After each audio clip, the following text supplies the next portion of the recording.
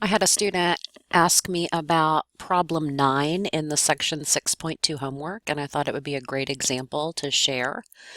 I just opened up a generic one. Yours may not exactly match this, but I'm told that flights are on time 75% of the time.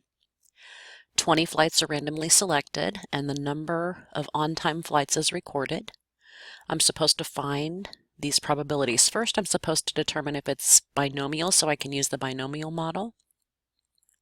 Let's see, there are 4 criteria. I've got the probability of success is 75% each time. I've got a finite number of trials, 20. These flights are independent of one another, and the probability stays the same each time. So I do have a binomial experience. Oh, that's not what I wanted to do. Check answer.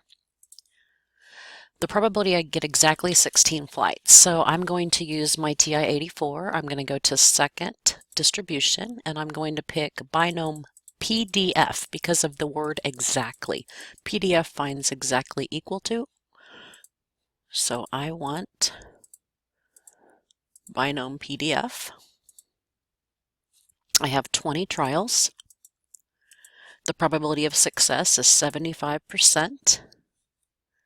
My X value in this problem is 18 because it asks for exactly 18 flights on time.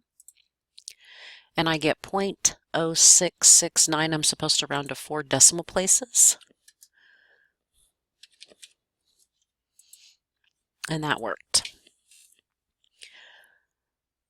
Choose the correct answer below. In 100 trials of this experiment, we expect about 7 to result in exactly 18 flights being on time, because the probability that 18 flights are on time is about 66.9% or 67%. That's about 7 flights on time. The probability of at least 18 flights would be 18 or more, 18, 19, or 20. And I'm going to use binom CDF for that because this is going to be a cumulative distribution. But the way this command works is it counts up from 0 trials to a certain number of trials. So I'm going to have to use the complement rule here, and I'm going to have to find the probability of 0 to 17 trials. And so I put my upper value there, 17. And I get 0.9087, and I'm going to take 1 minus that because I want the opposite of 0 to 17. I want 18, 19, or 20. So I'm going to take 1. I want to subtract the previous answer. I can hit second, and this minus button, see how it says A and S in blue? That just copies the previous answer, and I get 0.0913 when I round to 4 places.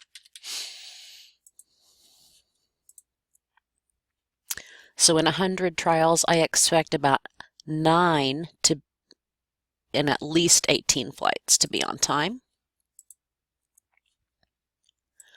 And the probability that fewer than 18 flights are on time, I've just found that. That's this 0.9087,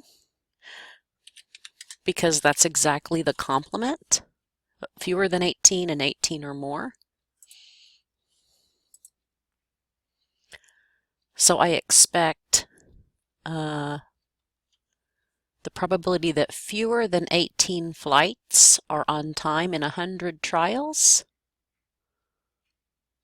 we would expect about 91. That's rounded to 91%.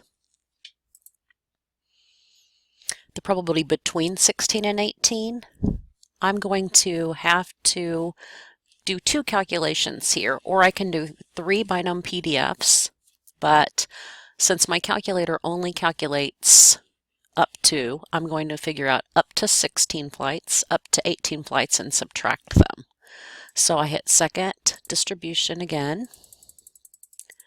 I go to binom CDF. Whoops, I keep clicking too many times.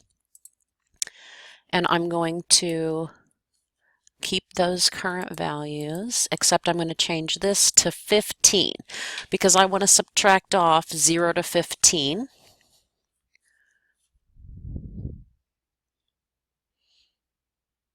From 0 to 18 so that I get 16, 17, and 18.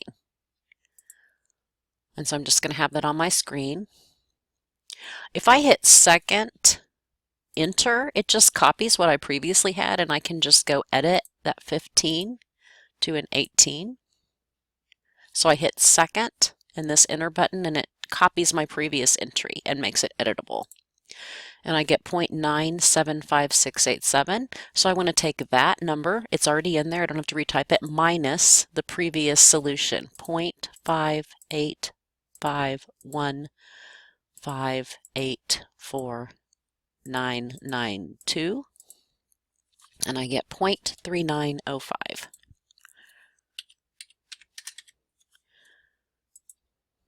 And the reason I had to do it that way is just the limitations of the calculator. It will only either find exactly one value or the value from 0 up to a number, and then I have to just be careful about that.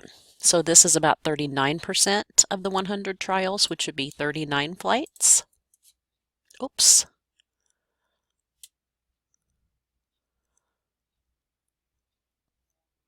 Oh, I clicked the wrong button. I said 39 flights, and then I didn't read the question correctly. Luckily, I get to read it again.